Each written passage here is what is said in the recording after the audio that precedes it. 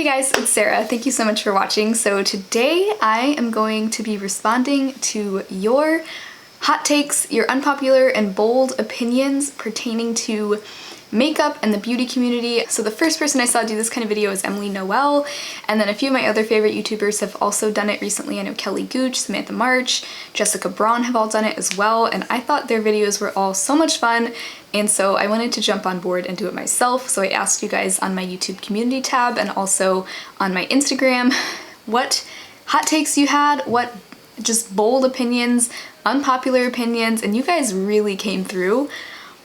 Y'all are opinionated. So I am going to respond to as many as I can. Let's just get right into it. I'm kind of nervous. I'm ready though. So let's see, one person said, in general, a lot of YouTubers say that they need dark brown or black eyeshadow in every single palette. How many black eyeshadows in total do we need? I never in my life panned any dark brown or black. Not all people do dark eyeshadow looks or even do eyeliner, in my opinion. I agree. So I feel like there are two types of people, two types of eyeshadow palette users. They're the people who want a complete look in one palette, and then there are people who maybe have large eyeshadow palette collections or who just like to mix and match a bunch of palettes together, who don't really care if you have a complete palette. And I would say I think the same is true for like the matte cream colors, which you also have to remember, not everybody needs a matte cream eyeshadow. And for me, I hardly ever wear black eyeshadow or even dark brown. It's pretty rare unless I'm doing a very smoky eye, but I really don't feel like I need one of those in every single palette. But I can understand the other side of it too, because let's say you're somebody who doesn't even have very much makeup and you're just looking for one, like a one and done palette that you can, you know, keep with you in your makeup bag, and it'll have all of those staple shades that you would use for a complete look. I can understand why you'd want all of that, but at the same time, like when I myself am trying to decide if I'm gonna buy an eye palette, that's not one of my criteria. Like, oh, it doesn't have a matte black, can't use it. No, that's kind of ridiculous to me. Gabrielle said, I feel a lot of pressure in general from panning YouTubers to declutter frequently a lot of products each time. I love panning, but I hate decluttering. I purchased it, why should I have to throw it away just because I'm not using it right now? I could love it in a couple months and I already spent my money on it. I also don't like to declutter a lot at once, maybe just a product here or there. I don't know, thanks for listening to my TED Talk. Okay, I 100% agree with Gabrielle. This is something that's been on my mind a lot lately, and I am someone who, I love watching declutter videos, but I don't get upset when the person I'm watching doesn't get rid of like half their stuff. Declutter videos were really started by YouTubers who had a lot of makeup that either they bought with their own money or they received in PR, but they had all that makeup for review purposes. And the average consumer, unless you're just an avid makeup collector and you like kind of cycling through a lot of products each year and, you know, weeding out things you're not using all the time to make room for new things, that's not really realistic for, I think, the majority of us, myself included. I mean, even though I have a YouTube channel, I do try to keep a very minimal makeup collection for someone on YouTube. That's why I don't really do declutter videos often on my channel, because for one thing, I don't really like decluttering. I would rather just make well thought out purchases to begin with so that I don't get to the point where I have 10 foundations and I only use 2 of them and the rest of them are just whatever because I didn't research them before I bought them. And I could understand a YouTuber with a huge collection doing lots of reviews every single month. Of course you're gonna need to make room for new things, but I feel like it's just not, that's just not necessary for most people. And when I do declutter videos, I feel like I always have to make that disclaimer, like, just so you know, I'm probably not gonna get rid of as much as maybe you're expecting because I don't have a lot to begin with, and I spent my money on the vast majority of this stuff. So I would rather, even if I don't love something, or like she said, even if you don't love it right now, maybe you will love it in a couple months. If I'm not loving something in the summer, maybe in the winter when my skin is more dry, I might really enjoy it. But I don't feel like just because I don't love something that I should get rid of it necessarily, because a lot of times I can find a really good use for something that I don't love. So I would rather try to find a way to use something that I spent my money on than just get rid of it. And sometimes I'll get comments saying, oh, you said you don't like that product, you should get rid of it. And it's like, well, I mean, I'll be the judge of that. I spent my money on it.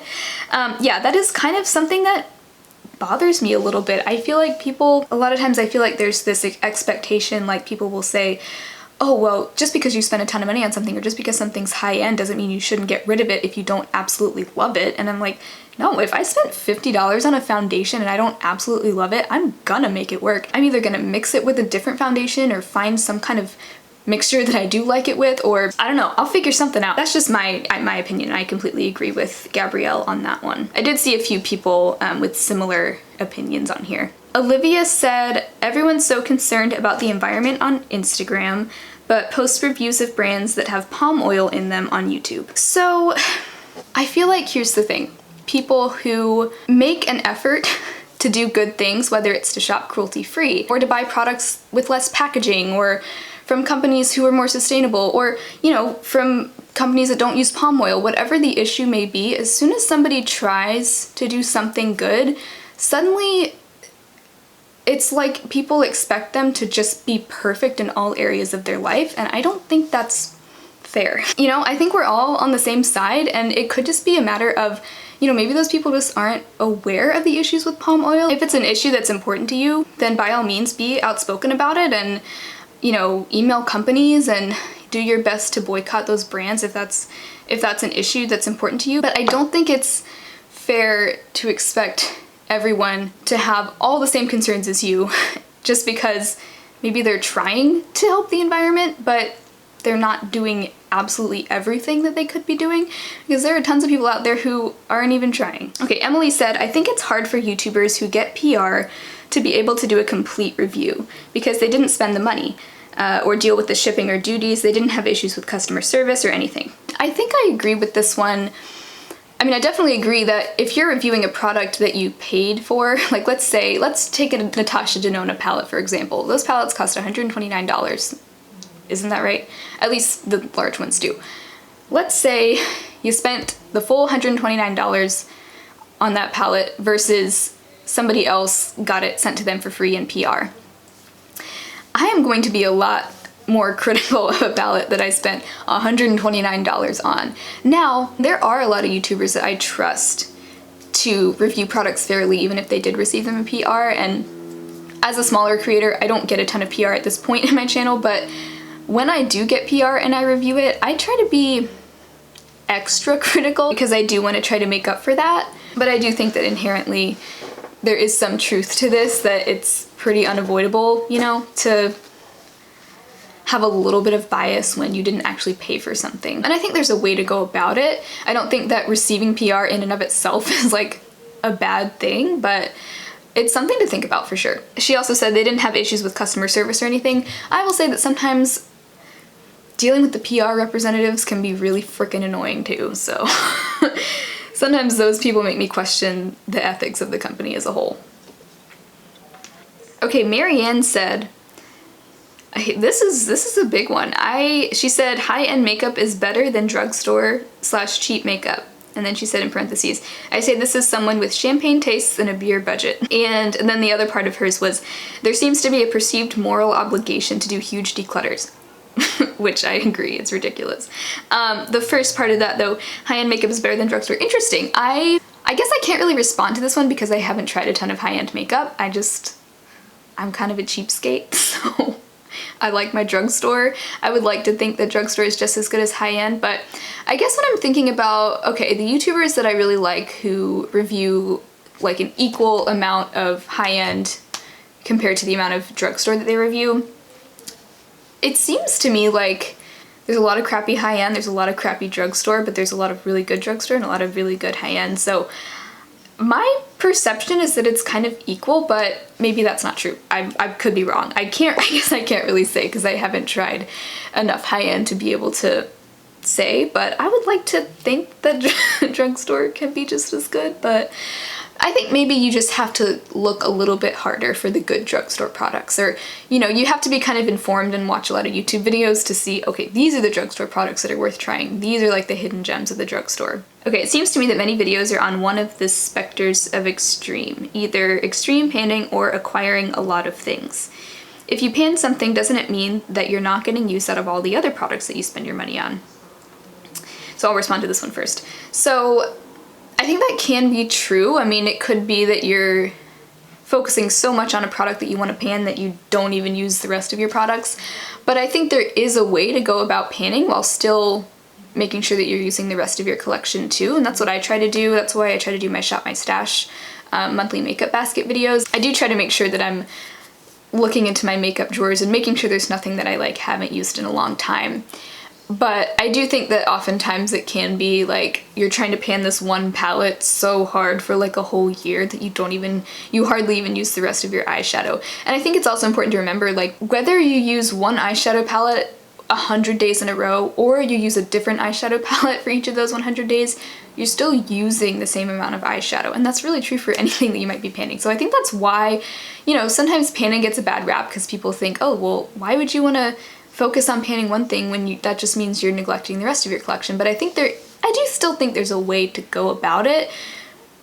You don't have to use that product every single day if you're trying to pan it. It's kind of just a way to focus on that product and get an idea of how long it really does take to use something up, especially if you have a lot of products in your collection. So yeah, I don't know if I really answered that one, but I guess that's kind of my thoughts on it. I like panning. I enjoy it.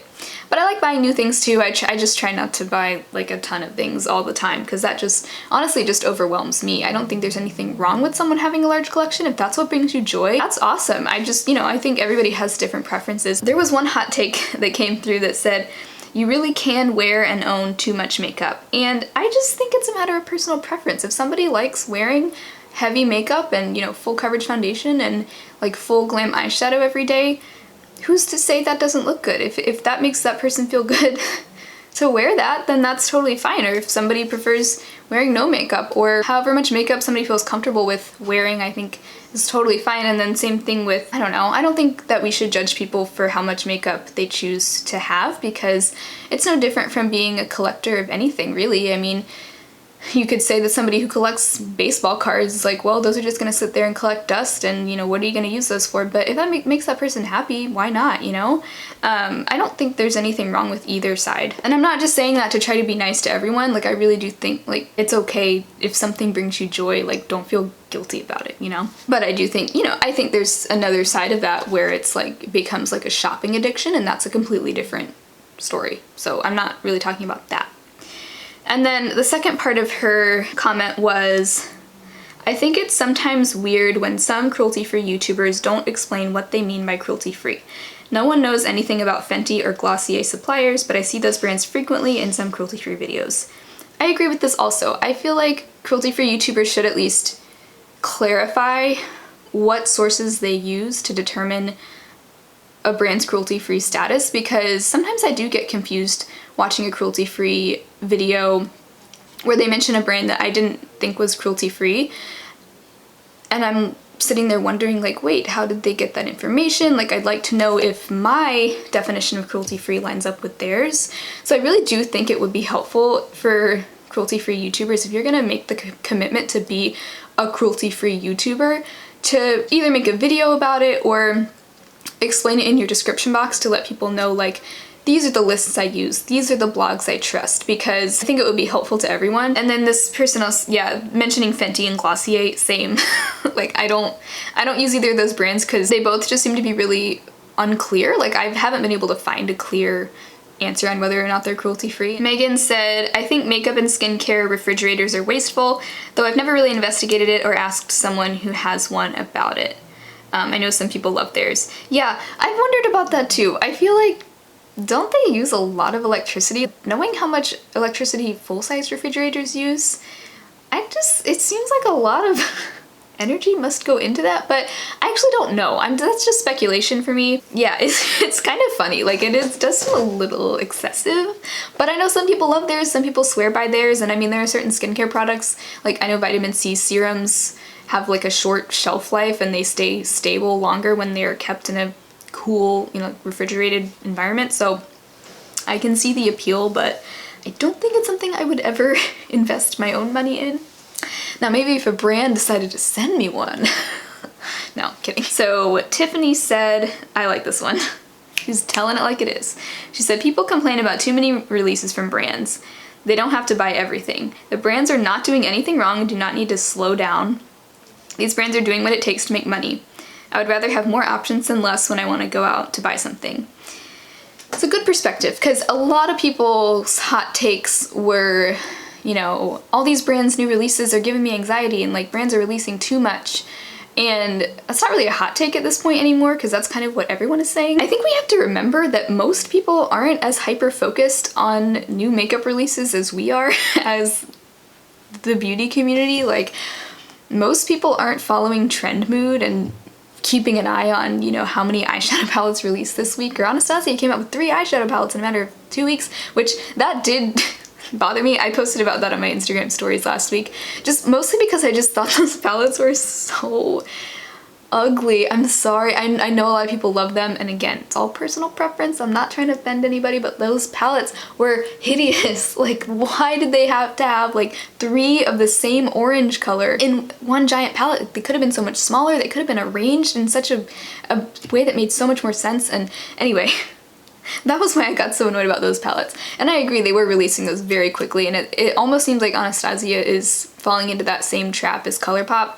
And I agree, from somebody who does keep an eye on new releases, I would rather see a brand take their time with releasing eyeshadow palettes, because then it really does seem like they put a lot of thought into it. And the reason why I and a lot of people used to really get excited when Anastasia released a new palette was because they would only release a couple of palettes a year. Well, I mean, I feel like it was maybe like 3 times a year, or maybe once a season at most.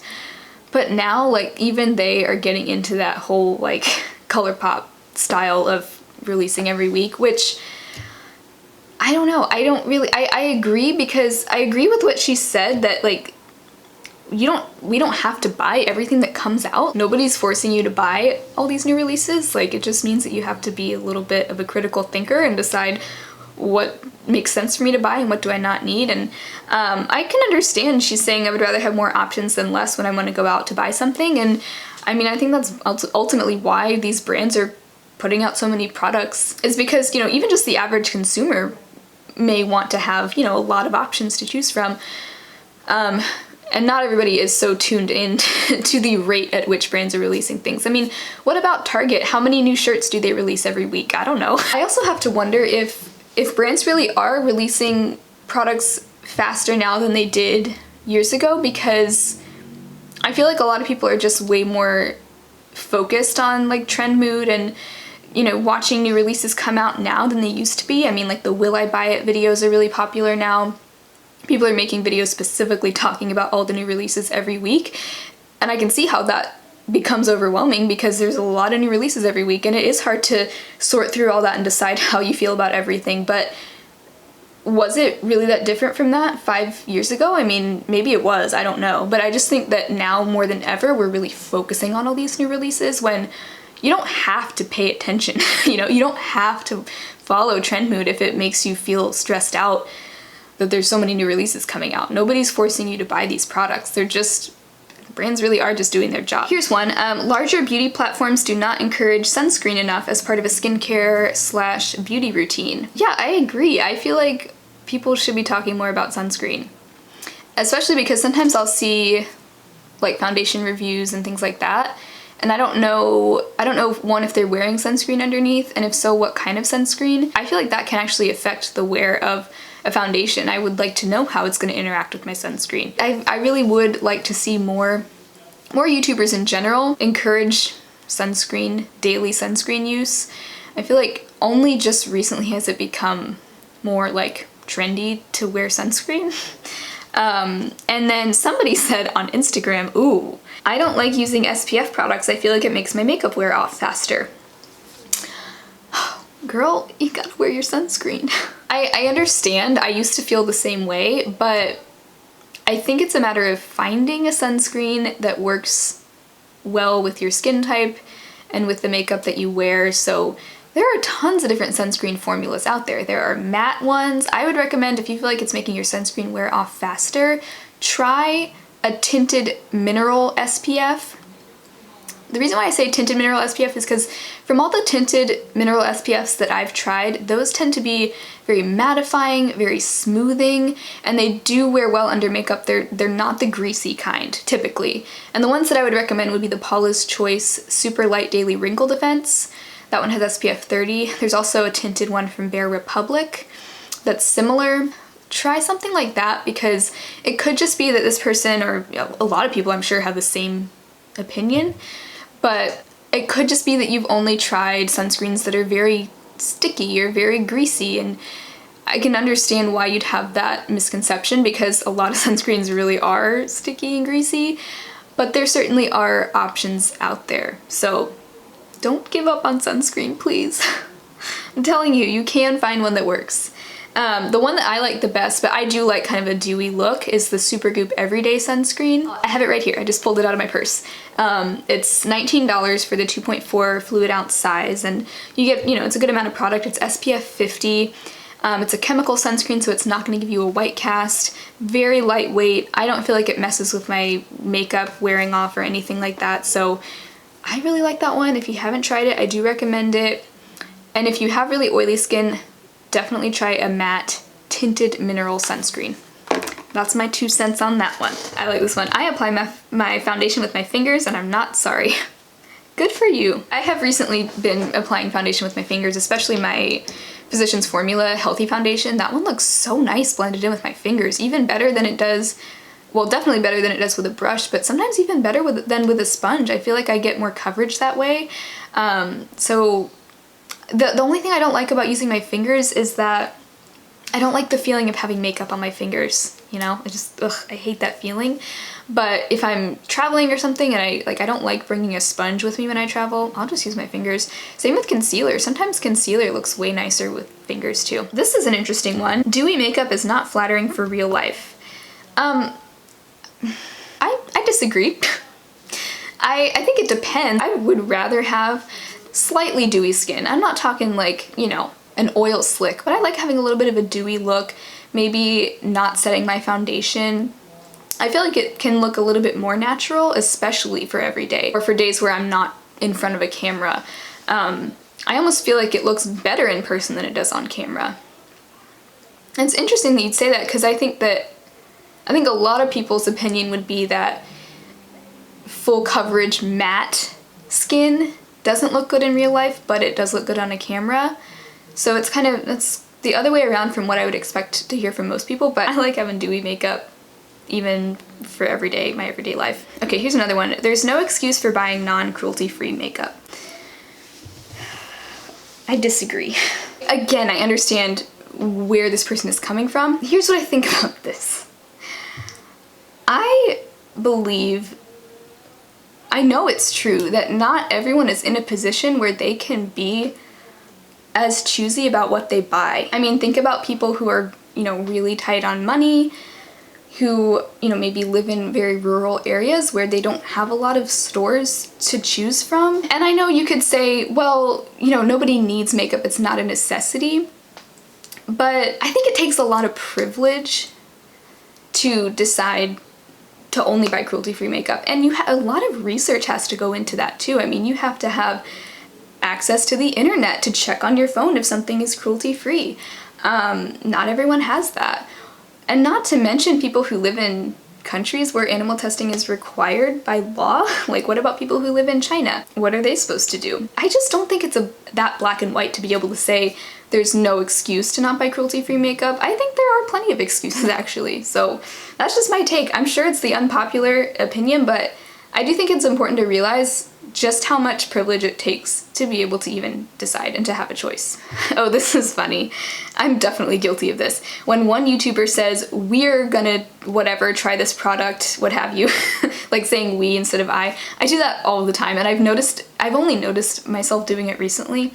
I get on my nerves so much when I'm editing my videos. I didn't realize that would annoy people, but the reason why I say it is because I want this to kind of be like an interactive video. It's not just like I'm sitting here doing makeup. Like, if I'm doing a get ready with me, I want people to feel like we're doing this together, and I think that's where that comes from. I'm not saying it's not annoying, I'm sure it is, but that's why I say it. I can try to work on that and maybe not say it as much, but it is what it is, as Jessica Braun would say.